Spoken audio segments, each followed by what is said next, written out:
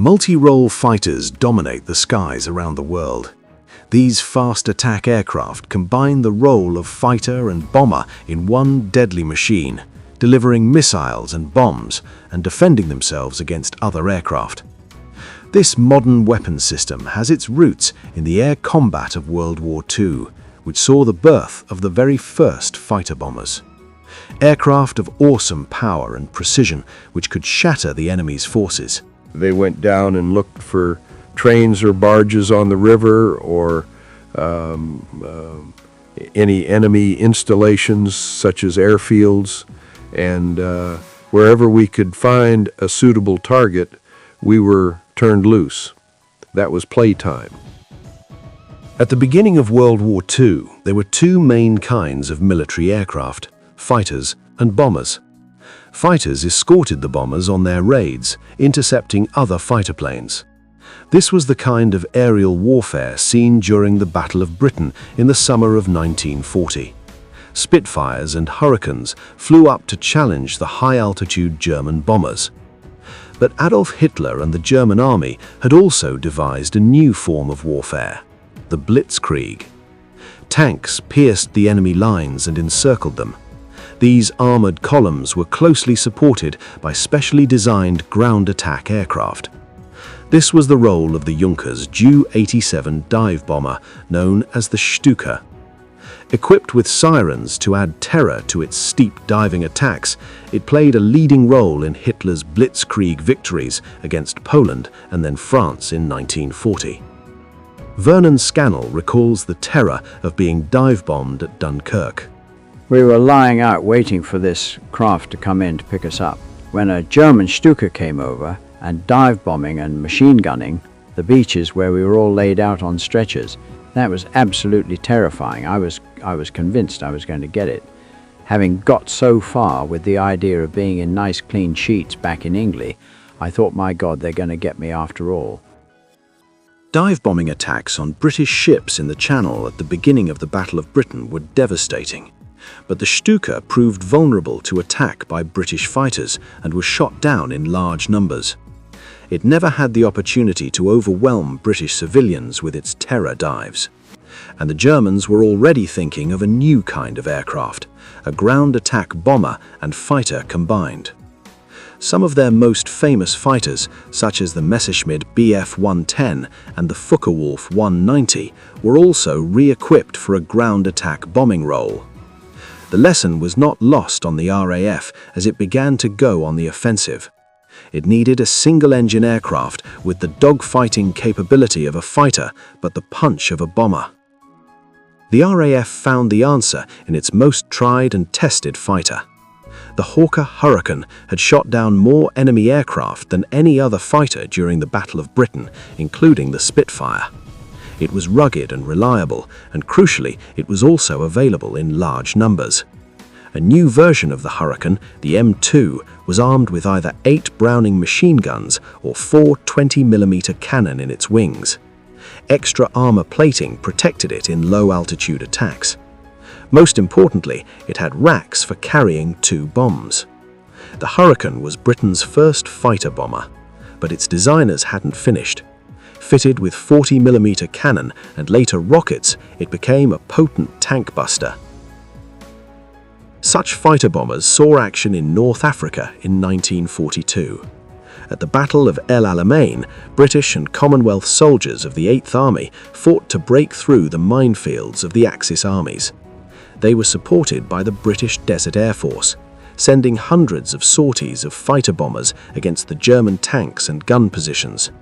These relentless assaults finally overwhelmed General Erwin Rommel's forces. They began a long and bitter retreat across North Africa. All the time they were strafed by Allied ground attacks. In Tunisia, the RAF was joined by the US Air Force in its Curtiss Kitty Hawks.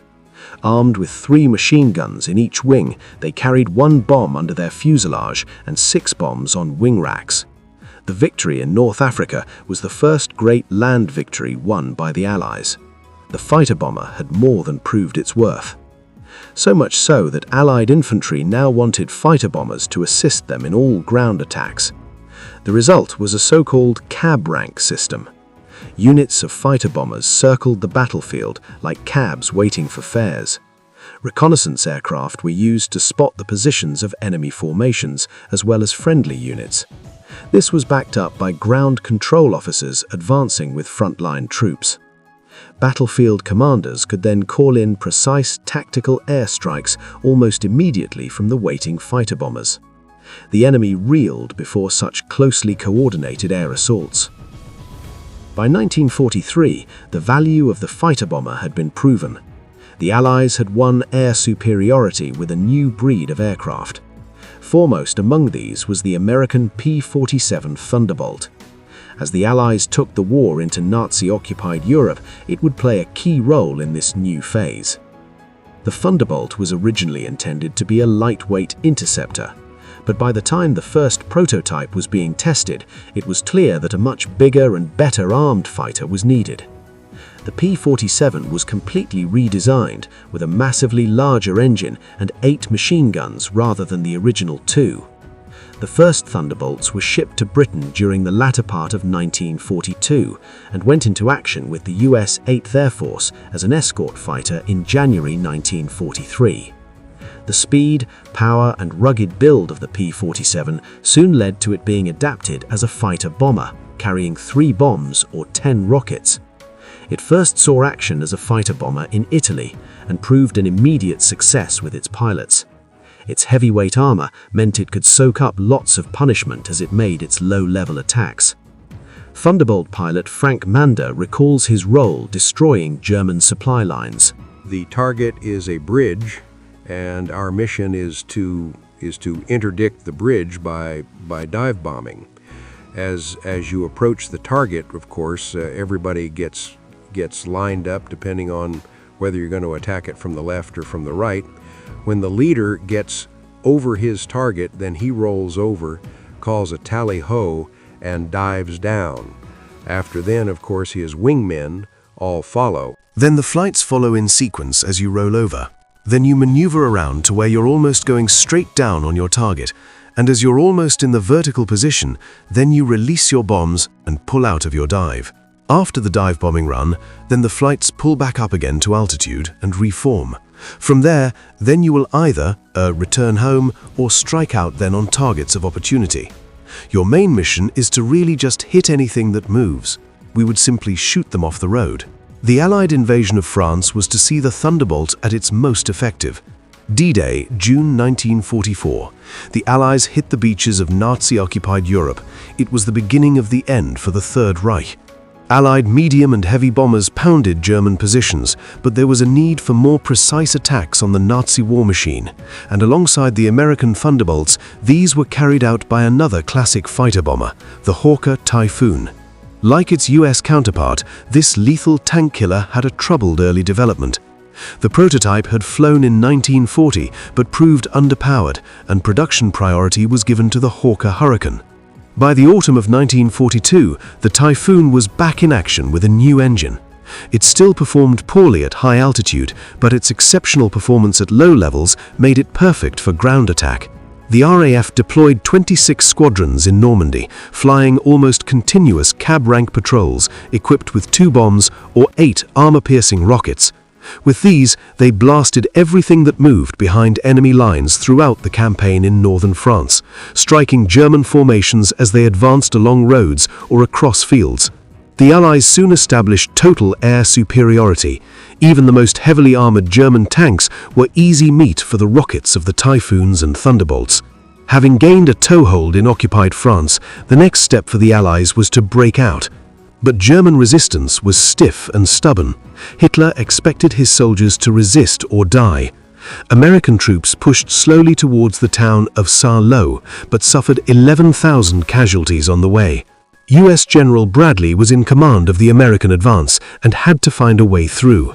A major assault, codenamed Cobra, was planned to break the German line. It would coordinate massive amounts of Allied firepower. The chief weapon chosen to deliver this blow was the heavy bomber. It was decided to blast the German front line at Saarloup with a storm of aerial bombing. But the German positions were perilously close to the Allies. A precision attack was needed, and 550 Thunderbolts were chosen for the opening assault. On July the 25th, the Thunderbolts set off on their mission. As they swooped over the Allied positions, they fired their rockets and dropped their bombs in a shattering barrage. It rippled along the German front line just 300 yards from the sheltering Americans. It was a brilliant display of what the fighter bomber could do best: devastation precisely delivered. Behind them came the high-altitude B-7 bombers. They used the smoke from the Thunderbolts' weapon strikes as a target to drop their bombs, but disaster struck. The wind blew the smoke over the American lines, obscuring their targets. 111 US soldiers were killed by American bombs, 490 were wounded. Nevertheless, the American assault continued. The Thunderbolts returned in further waves to shatter any German attempts at a counterattack. In total, it was the most concentrated use of explosives by US forces during World War II. 70% of the German frontline troops were killed or captured as the Allies finally broke out of their beachhead. Now the fighter bombers supported a blitzkrieg which surrounded and destroyed two panzer armies and brought Allied troops to the outskirts of Paris in less than 3 weeks. The breakout from Normandy showed how vital the support of fighter bombers had become, and they continued to harass the enemy as they were forced back to the German border. P-51 Mustangs joined in the action, strafing any German targets they could see. By now, the Allied pilots had little to fear. And if it moves, well, you kill it. You have the ammunition. You paid a hell of a lot to get that ammunition over there. Don't bring it home. We got a lot more at home. Fighter bombers also had a key role to play in special operations. Few were better suited for this than the de Havilland Mosquito. Air Vice Marshal Basil Embry led one of the most daring Mosquito raids of the war. The aim was to rescue captured Danish resistance leaders. They were held in the Gestapo HQ in Copenhagen. The plan was to use pinpoint bombing to hit the building and release the prisoners. 18 Mosquitoes were readied for the raid on March 12, 1945. For security reasons, because of his seniority, Basil Embry flew under the alias of Wing Commander Smith. And we took off and away we went. It was a very stormy-looking morning, a high wind blowing. We crossed out over the English coast and right straight away, right down just above the wave. They flew low to avoid enemy radar. Embry and his crews were keen to hit Copenhagen at precisely 11:15 because that was when they had been told the largest number of Gestapo would be inside the building.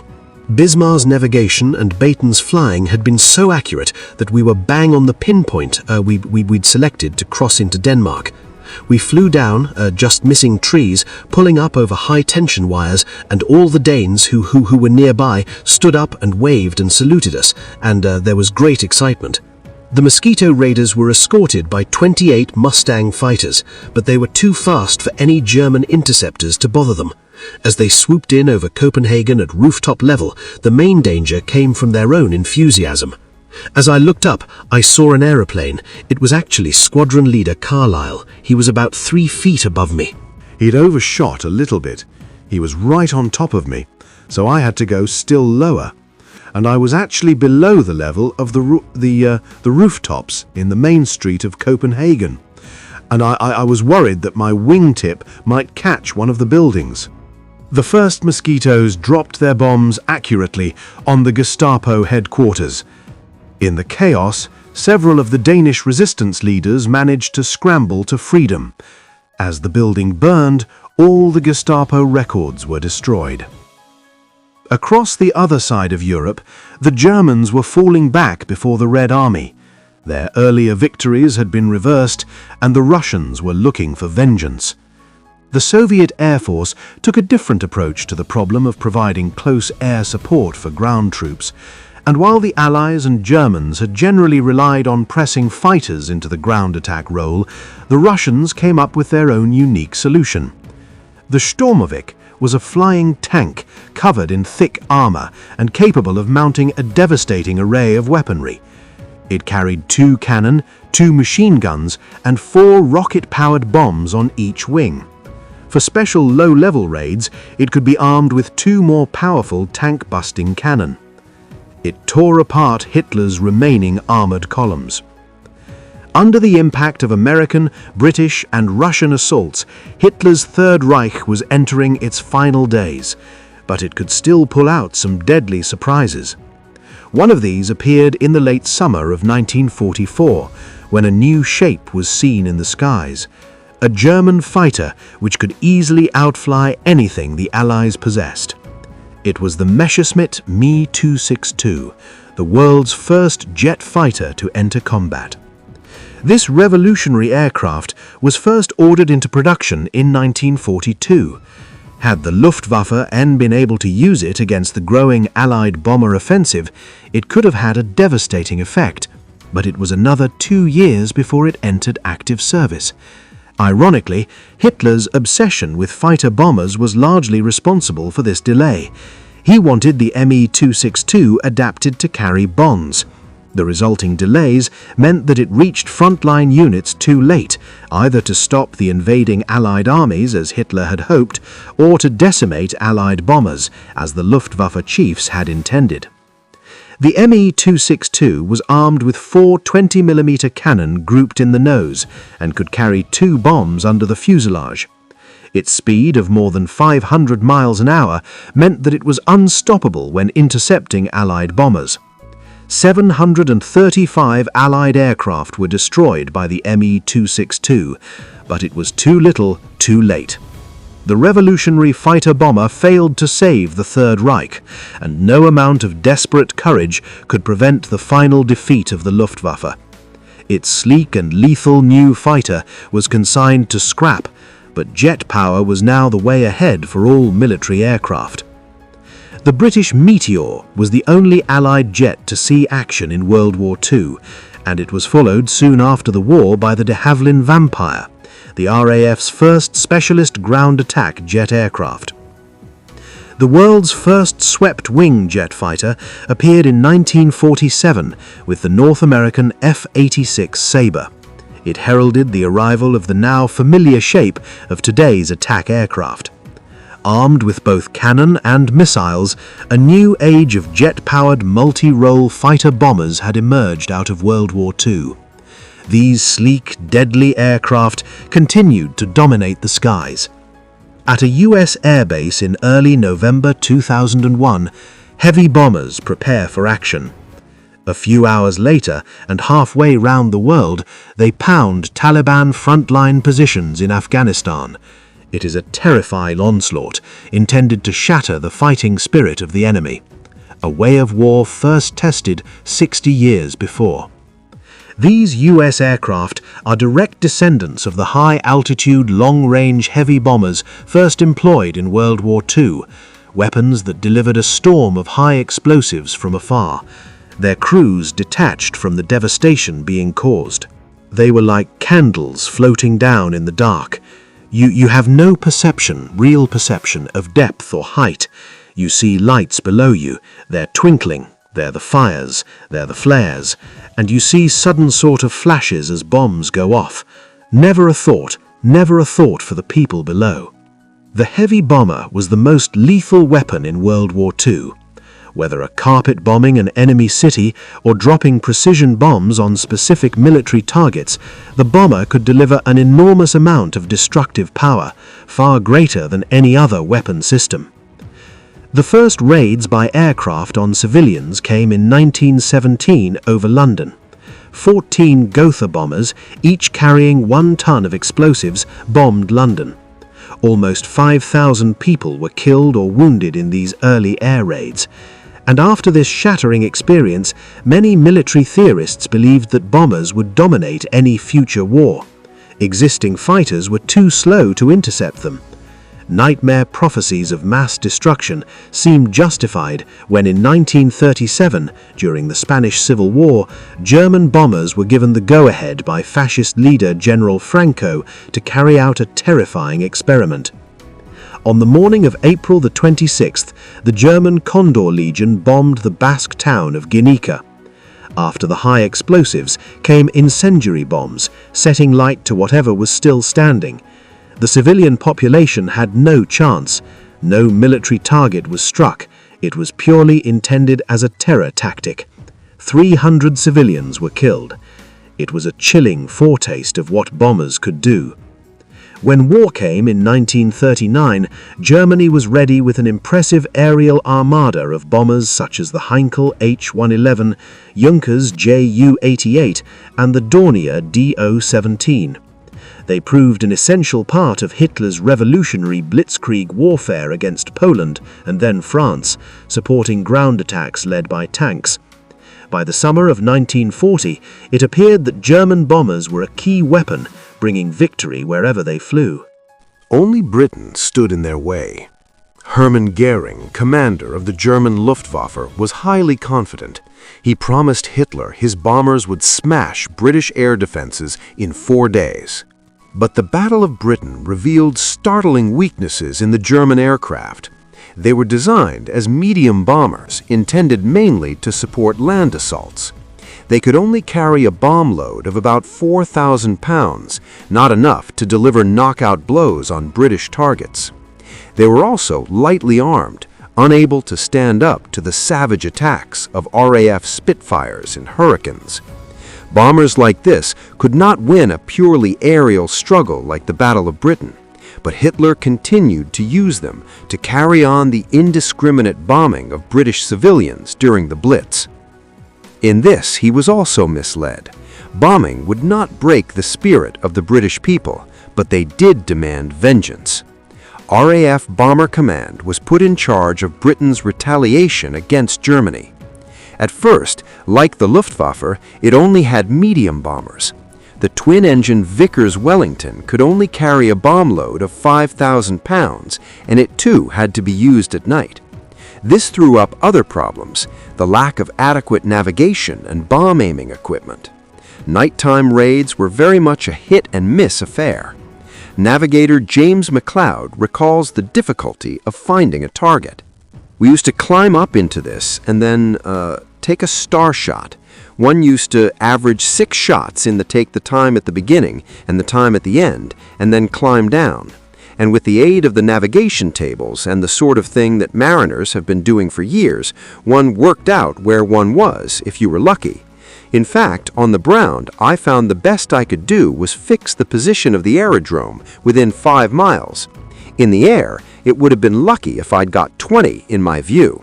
And so, probabilities was that you would even bomb the wrong town. However, unlike the Luftwaffe, the RAF had anticipated the need for heavy bombers back in 1936, and several different designs were in production. Britain's first 4-engined heavy bomber was the Short Stirling. It entered service in March 1941 and could carry a maximum bomb load of 14,000 pounds, more than 3 times the load of German and British medium bombers. The bomb bay was divided into compartments. This design fault limited the kind of weapons it could carry. Also, in order to get it into a standard RAF hangar, its wingspan was limited. This prevented it from reaching really high altitudes. The Handley Page Halifax was the second 4-engined heavy bomber to come into service with the RAF. It could carry a bomb load of 14,000 and fly at a higher altitude than the Stirling, but it too was flawed. It lacked the range to strike at long-distance German targets. Early in 1942, a new leader arrived who would revolutionize both the RAF and air warfare. Air Marshal Arthur Harris took charge of Bomber Command. In World War I, he'd had frontline experience as a fighter pilot. Between the wars, he became a vital figure at the Air Ministry, helping to prepare Britain's strategy for war. Bomber, or Bert, as he was known by his crews, was a blunt and realistic commander. He realized that RAF precision bombing was not accurate enough to knock out specific military targets. Instead, he demanded saturation bombing of enemy towns. Harris knew that the Blitz had failed to break British civilian morale, but was convinced that bombers could win the war against the Third Reich if used in bigger and more destructive raids. There are a lot of people who say that bombing can never win a war. Well, my answer to that is that it has never been tried yet, and we shall see. They sowed the wind, and now they are going to reap the whirlwind. Just after he took over, Harris received the weapon he needed. The third of the British heavy bomber designs, the four-engined Avro Lancaster, was already in production and came into service in March 1942. Its spacious bomb bay meant it could carry a bigger, more powerful payload, culminating in the massive 22,000-pound Grand Slams. The Lancaster became the mainstay of Bomber Command's raids over Germany, flying over 150,000 missions. It could defend itself with pairs of machine guns set in 3 rotating turrets on the rear, top, and front of the aircraft. These were crucial as long-range fighter escorts were not yet available. The Lancaster also carried the much-improved, highly accurate Mark 14 bomb sight and an increasingly sophisticated array of guidance equipment. The first of these was oboe. The bombers picked up a radar pulse which guided them on an arc towards the target. A second radar pulse then told them when to drop their bombs. Later came H2S. This was an onboard radar which provided a map-like picture of the landscape beneath. Bombing raids could now be much more precise in the targets they hit. Harris's Lancaster bombers were state-of-the-art aircraft, but the crews still faced great dangers. The improvements in their equipment were being matched by that of their enemy. German air defense consisted of radar, squadrons of night fighters, and anti-aircraft batteries with searchlights, all integrated in a system that took a heavy toll of Allied bombers. Navigator Dr. Noble Franklin recalled the fear before flying a mission. Now, of course, in Bomber Command, most of us really wrote ourselves off, because you see, you've got about 16 aircraft operating in a squadron, and night after night you go out and you lose 1, 2, 3, sometimes even 4 aircraft. So you can imagine that if you're doing a tour of operations of about 30 sorties, if you survive it, you'll see 30 or 40 crews go west. On March the 28th, 1942, Harris sent 250 bombers on his first major raid against a German city. He chose the Baltic port of Lübeck. He knew it was lightly defended. Incendiary bombs were dropped first, creating fires among the wood-timbered buildings. Then came the high-explosive bombs and more incendiaries. Lübeck was ruined. Over 1,000 Germans were killed or wounded, the highest civilian toll so far of any raid on Germany. Now the inhabitants of every German city knew they were vulnerable. And soon, Harris's bombers had begun a 3-year campaign which devastated every part of Germany. The pressure was building on Nazi Germany. British bombing raids were reducing its cities to rubble. But this was not enough. Bomber Command leader Arthur Harris wanted to deliver a sledgehammer blow to show the full effect of what his planes could achieve. An indication of the destruction intended was the operation code name Gomorrah. It would be the first combined bomber offensive by the British and American Air Forces. The U.S. 8th Air Force, nicknamed the Mighty 8th, had arrived in Britain during the summer of 1942. For Harris's assault on Hamburg, it was planned the British bombers would strike at night while the Americans attacked during the day. On the night of July the 25th, 1943, the first wave of British bombers took off.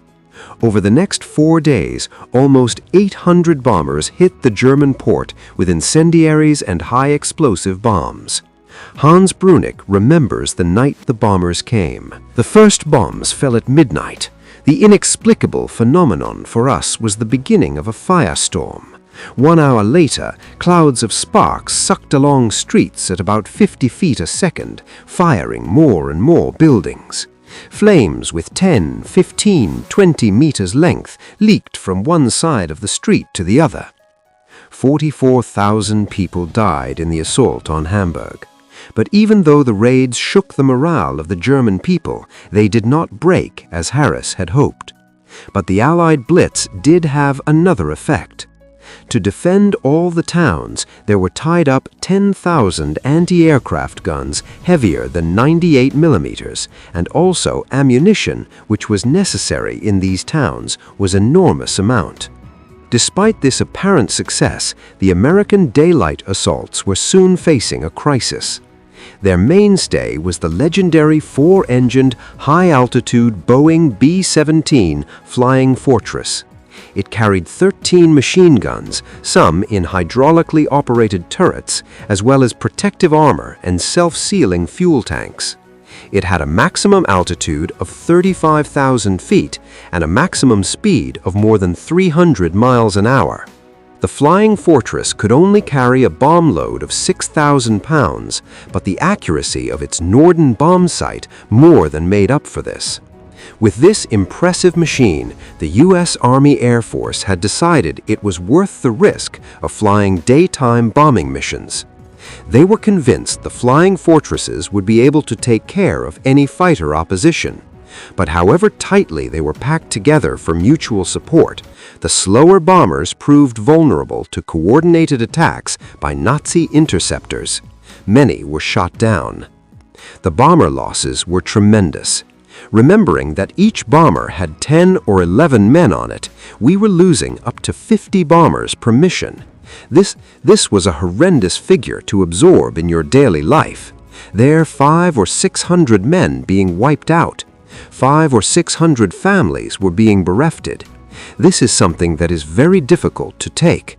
One goes to breakfast with his crewmates and squadron mates. One comes to dinner that evening, and maybe a quarter of them aren't there any longer. By mid-1943, daylight losses had become so great that the American raids had to be suspended. They could only be resumed in early 1944 with the arrival of a long-range fighter escort. The P-51D Mustang could now accompany U.S. bombers all the way to Berlin and back. Their arrival was a sea change in the bombing campaign. We dominated the air over there, the P-51, and gradually beat the Luftwaffe to its knees through damage to their production facilities for their combat aircraft, damage to their oil production facilities so they could not keep up with the training demands of new pilots, so that their typical pilot near the end of the war was a quite inexperienced and a rather easy prey for our, by then highly experienced, P-51 pilots. Until the end of the war, there remained a fundamental difference of approach between the two Allied bomber forces. The Americans preferred to concentrate their bombing as precisely as possible on strategically important targets such as war, industry, fuel supplies, and communications. But Bomber Command's Arthur Harris still believed in mass assaults on towns and cities. As the war neared its end, 1,600 acres of Dresden were annihilated in just one night of bombing. It was one of the great horrors of the war, in which 100,000 civilians died. Germany had truly reaped the whirlwind of bombing destruction. But Harris had misjudged his enemy. The morale of the German people was not broken. The promise that terror bombing would win the war did not come true for either side in Europe, and a terrible price had been paid by the victors as well as the vanquished. RAF Bomber Command lost 55,000 servicemen killed. The U.S. 8th Air Force lost 26,000. The same lesson had to be learned in the war with Japan. The tremendous distances of the Pacific Ocean meant that bombing did not play a major role in the first part of this conflict. American raids on Japan could only begin in earnest with the development of the Boeing B-29 Superfortress. This was the most innovative four-engined heavy bomber produced during the war.